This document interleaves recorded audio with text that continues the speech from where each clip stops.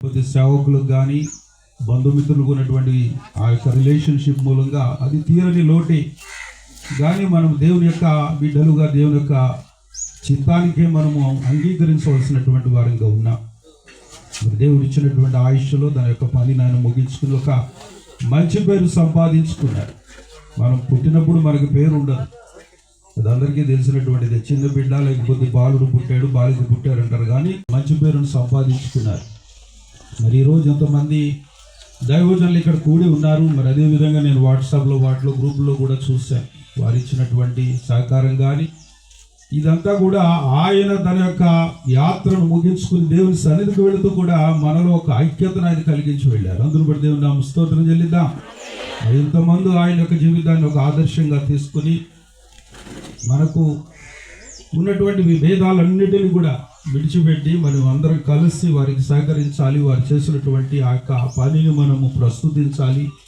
ఆ విధకరమైనటువంటి మాదిరికరమైనటువంటి జీవితం మనకు కావాలని ఒక నిర్ణయంతో మరి ఎంతోమంది వచ్చినందుకు మిమ్మల్ని అందరినీ కూడా నేను అభినందిస్తున్నాను. మరి ముఖ్యంగా జేఎల్సీని కూడా వారంతా కూడా ఎండ్లెస్ ఎఫర్ట్, ఏ విధంగా అయినా సరే ఆ కుటుంబానికి సహాయం చేయాలి అనేటువంటి ఉద్దేశంతో గత కొద్ది రోజులుగా వారు చేస్తున్నటువంటి ఆ యొక్క కృషిని నేను అభినందిస్తున్నాను. మరి నేను కొంచెం విశాఖపట్నం వెళ్ళవలసినటువంటి పని ఉంది కనుక ముందుగా నన్ను మాట్లాడడానికి అవకాశం ఇవ్వమని కోరారు. మరి ఈ విధంగా ఆ దైవజనుని యొక్క ఆదరణ కొడుకులు పాలు పంచుకునేటువంటి అవకాశాన్ని కూడా దేవుడు ఇచ్చాడు. ఎందుకంటే వారి గురించి కూడా కొన్ని విషయాలు నేను ఇక్కడికి వచ్చిన తర్వాత కూడా తెలుసుకున్నా.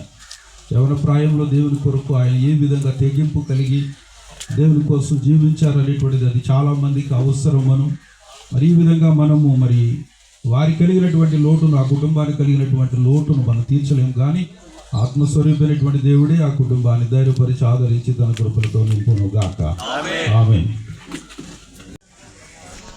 చేస్తారని తెలియపరుస్తున్నాను.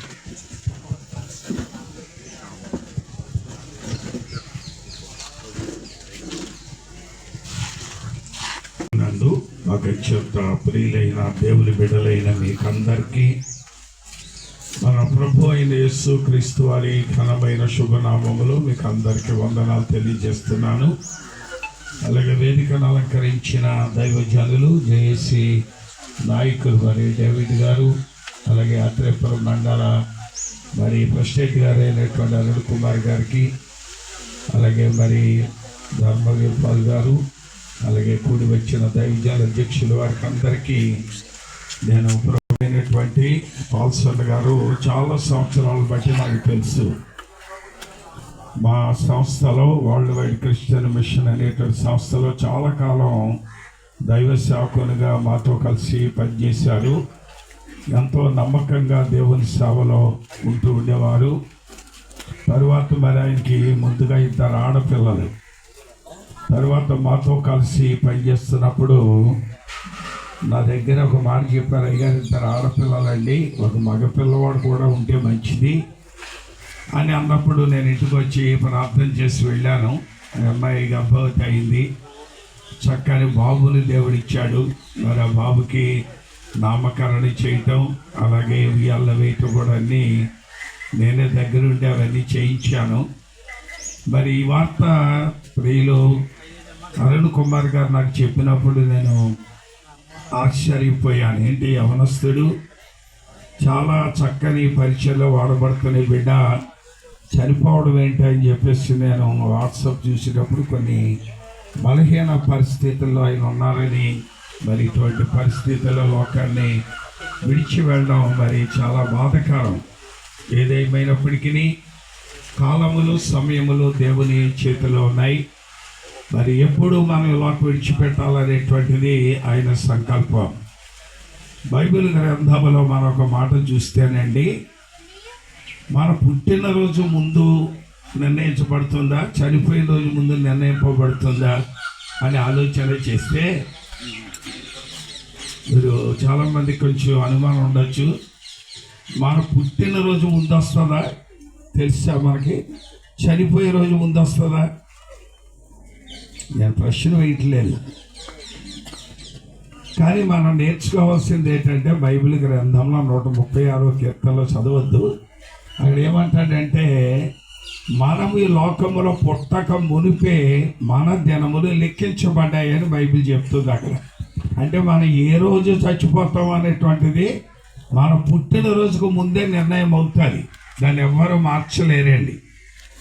అది దేవుని సంకల్పం. మనం అనుకుంటా చిన్న వయసు పెద్ద వయసు అని కాదు.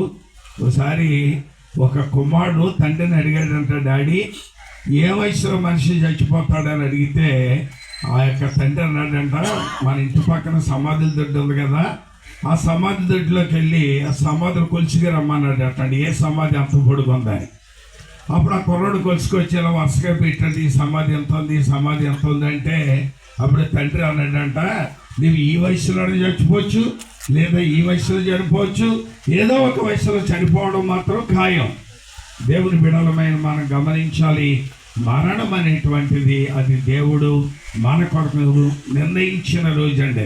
అది నడిన ఆదాంతో దేవుడు చెప్పాడు, నీవు నిశ్చయముగా ఈ లోకాన్ని విడిచిపెడతావు, మన్ను అయినది తిరిగి మంటికి చేర్చబడుతుందని దేవుడు చెప్పినట్లుగా మరి ప్రియులు పాల్సండ్ గారు ప్రభు పిలుపుని అందుకొని ఈ లోకాన్ని విడిచి వెళ్ళారు.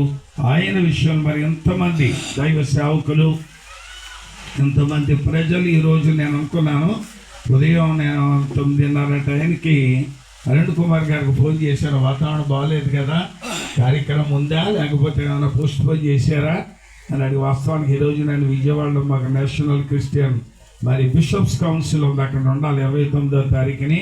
ఈ వాతావరణ ప్రభావం వల్ల అది నిన్న సాయంకాలం దాన్ని పోస్ట్ పోన్ చేయడం జరిగింది కనుక నేను చెప్పాను నేను విజయవాడ వెళ్తాను, ఒకవేళ అది క్యాన్సిల్ అయితే నేను తప్పగా వస్తుంది. ఇంకా అనేకమైనటువంటి కార్యక్రమాలు ఇందాక చేసి డేవిడ్ రాజు గారు చెప్పినట్లుగా ఏ పరిస్థితులు ఎదురైనా మనం దాన్ని ఎదిరించడానికి, దాన్ని తట్టుకోవడానికి మనలో యూనిటీ అనేటువంటిది ఖచ్చితంగా ఉండాలి.